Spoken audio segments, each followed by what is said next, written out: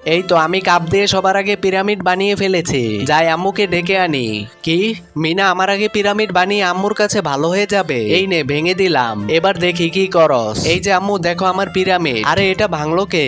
এটা তো এতক্ষণ ঠিকই ছিল। আম্মু আমার পিরামিড দেখো। হ্যাঁ রাজু তোমার পিরামিড সুন্দর হয়েছে। কি রে আমার গেমের থেকে মিনার গেম ভালো। এই মিনা তোর গেমটা আমাকে দে। এই যে বাচ্চারা দেখো তোমাদের জন্য কি নিয়ে এসেছি, তাড়াতাড়ি খেয়ে ফেলো। আমার দুধ খাওয়া শেষ, আমি এখন গেম খেলি। আর আমি তোর গ্লাসের সাথে আমার গ্লাস অদল বদল করে দেই। দুধ খেয়েছো?